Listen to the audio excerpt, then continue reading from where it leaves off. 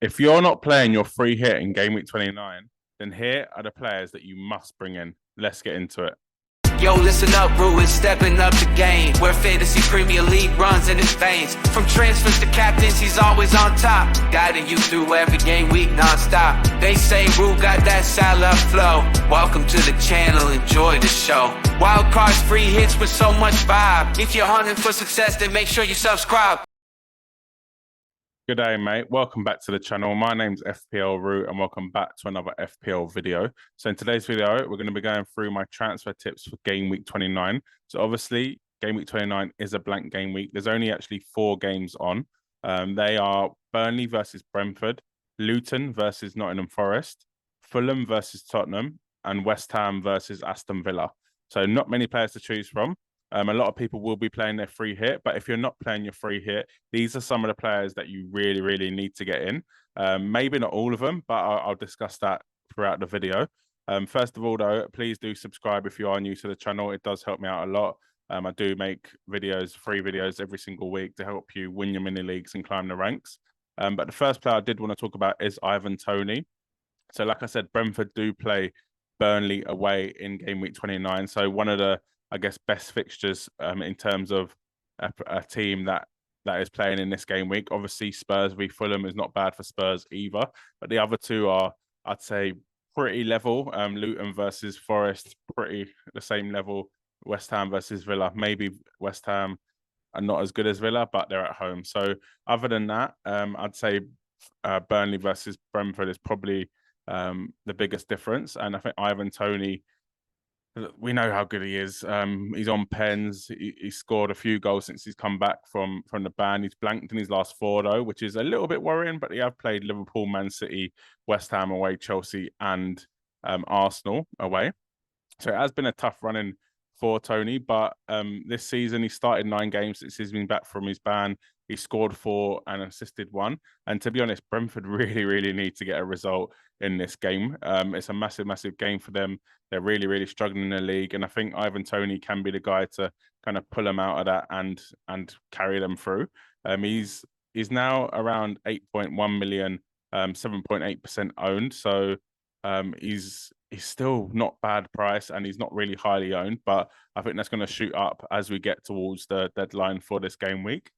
Like I said, Burnley away, very good fixture, but we're not going to be bringing in players just for one fixture.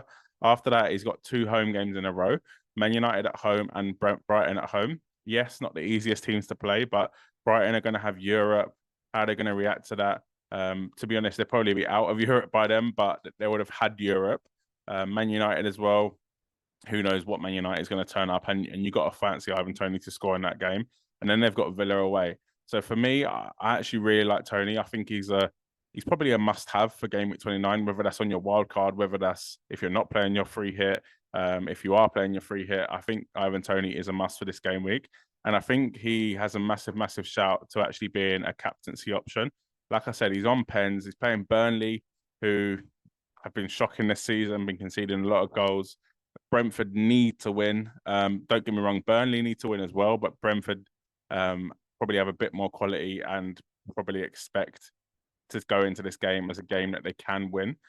So for me, Ivan Toney, bring him in if you don't already have him.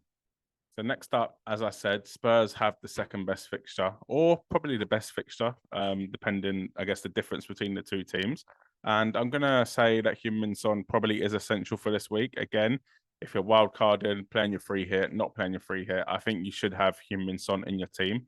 Fulham away is a very nice fixture for him. It's a fixture that he does do well in, and I think Spurs normally do well against Fulham. He's 9.8 million, 24% owned, just over 24% owned. Obviously, he's down as a midfielder. He's playing up front now that Richarlison is injured, and I think Richarlison will still be injured for game week 29. There is rumours that in Brazil they've spoken about him being back and this and that. I just think he said that so he can get called up to the Brazil team for the international break. But again, it's not just for one game week of transfer. They've got Luton at home next, then West Ham away, then Forest at home. So quite a nice running for Spurs. And then in game week, or after them game weeks, the fixtures do turn. So potentially you could jump off. But They've got Newcastle away, City at home, Arsenal at home, Liverpool away. So a tough running, and probably Chelsea away, sandwich in between there somewhere for a double game week. For me, Son, he is a must-have for this game week. I don't care if it's costing you a -4. I think he can easily get a goal or two in this fixture. So far this season, he's played 22 games, started 22 games, 13 goals and 6 assists, which is 19 returns in 22, which is very, very good. And like I said, if he's playing up front, I've said this many times, and I know some Spurs fans do disagree with me, but if he's playing up front, I think he's a much better option than if he's playing on the left. And to be honest, I think Spurs probably look a little bit better of a team if Son is playing through the middle. Don't get me wrong, Richarlison has done great this season, but I think Son just takes it to a next level. And for me, I can't see him being consistently played on the left for the rest of his career. Yes, he's on pens as well, which is another massive thing.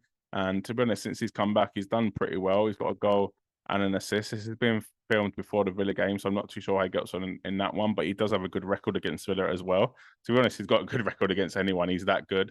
And for me, yeah, if you don't own Song, I would be bringing him in this game week and potentially captaining him. It is a toss-up between him and Tony. I'm probably going to go Son just because he's a midfielder. That extra point, Spurs are a better team than Brentford. But there's not much in it. So either way, I think there's good options, but you definitely want to have both in your team.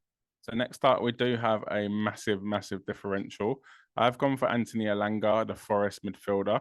So a pick that is probably a little bit out there, especially with his ownership being only 1.6%. So it's virtually no one, probably himself and his mum owns him. That's it really. But Elanga, 5.1 million. Very, very good price. And the fixtures for Forest, not only in game week 29, but further along, it's actually really, really good. So Luton away, Palace at home, Fulham at home, Spurs away. So obviously Spurs away is not the best, but Spurs do concede goals. And for me, you're probably going to take him out by then anyway. But Luton away and then 2 home games against Palace and Fulham, I think is very, very nice for Elanga. He's actually Forest's highest scoring player this season. And to be honest, he's only started 19 games, which is not much at all, considering he's the highest scoring player. I don't know if that says more about him or more about Forest, to be honest. But 5 goals, 7 assists this season, which is pretty good, considering Forest haven't been that good. In terms of expected goal involvements per 90, 0.43, which is pretty high for, again, a Forest midfielder. And I do really, really like him. They've not been great recently, but they've had tough fixtures, and they've not been great all season, to be honest. But I do like the way their kind of attack is looking under Nuno.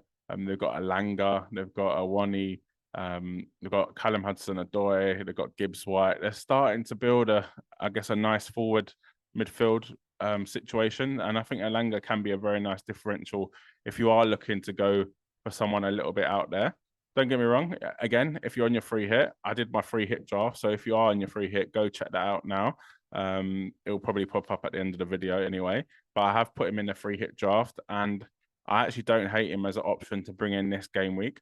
If you are someone that has kept Haaland and the money is tight, then maybe Elanga can actually be the player that allows you to have money to bring in Salah in game week 30. Again, that's another conversation. But again, Elanga, I do think is a very nice option for at least the next 3 game weeks. Leon Bailey, the Aston Villa midfielder. I was actually a bit shocked when I saw his ownership. I thought he'd be way more owned than he is. He's 4.9% owned, 5.7 million. That's what I got wrong. And yeah, he plays in game week 29, West Ham away. Not the easiest fixture, but you probably fancy Villa to win that game just about. But after that, they've got Wolves at home. Obviously, City away is not great, but then they've got Brentford at home as well. So some good fixtures there for Villa. And I just can't believe Bailey's under 5% owned, to be honest with you, especially with the fact that he's got a fixture in 29. He's so cheap. He's been so consistent all season, to be honest. 14 starts, obviously. That's a tricky one. That's why a lot of people haven't bought him in, is the starts. But to be honest, let me count this up. 1, 2, 3, 4, 5. He started the last 5 game weeks, and then before that, he started 9 of the last 10. So he is pretty nailed. Don't get me wrong. 8 goals, 9 assists, which is incredible. 17 returns in 14 starts. In terms of expected goal involvements, is 0.68, so absolutely massive. So really, you should get a return. Yeah, probably twice every 3 games, if my maths is correct. About that, twice every 3 games. So for me, again, if you are looking for a Villa midfielder, I do think Leon Bailey is the one to go for.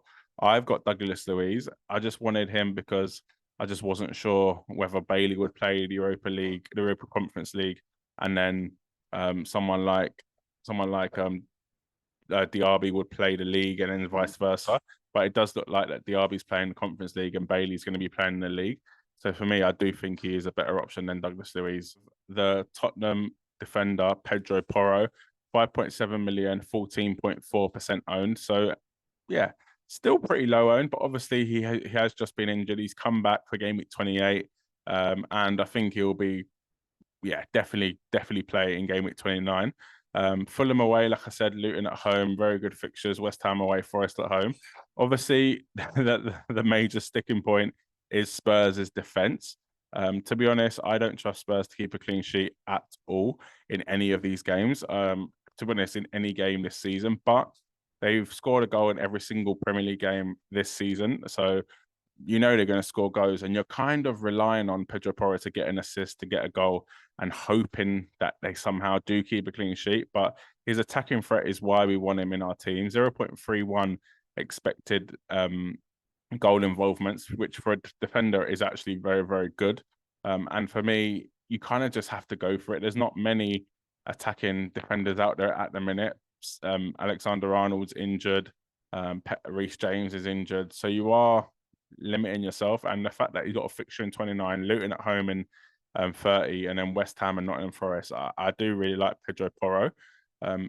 Obviously, don't expect clean sheets. If it is a bonus, but you are looking for the assists, and to be honest, he is definitely due a goal. He hasn't scored in the Prem this season, and he scored in the FA Cup, I'm pretty sure, but he's definitely due a goal, and hopefully that can be in game week 29 if you do decide to bring him in. So last but not least, I do have Fofana, the Burnley striker, in this video. 5 million, 0.2% owned. It is a massive differential.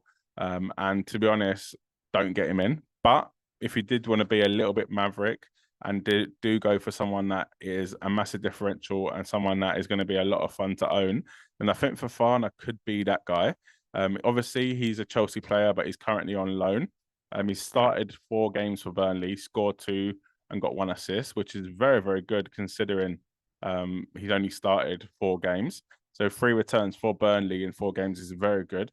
Burnley's fixtures are also very good. They've got Brentford at home in 29, which I know we've said that's a good fixture for Brentford, but to be honest, it's a good fixture for Burnley as well, considering how bad Brentford have been this season and the fact that they do concede goals as well, Brentford. Then they've got Chelsea away. Do you know what I mean? Who knows what's going to happen with Chelsea? Wolves at home, Everton away, Brighton at home, Sheffield United away. So some good fixtures there for Burnley, and they need to start getting some results. And I think Fofana, it has been that the only bit of quality in their team this season, and he's only played 4 games. Make it out what you will, but for me, I wouldn't be bringing in Fofana. I don't bring him in. Don't bring him in. But if you did want to go for someone massive differential for 5 million with good fixtures, then go for this guy. I think he can get a couple goals in this run. But that was it for this video. Let me know what you think of my picks, especially for Fofana, and subscribe to the channel if you are new. Hit a like as well if you are playing your free hit. Hit a like if you're not playing your free hit. That was it for the video. Good luck for the game week, and I'll catch you in the next one.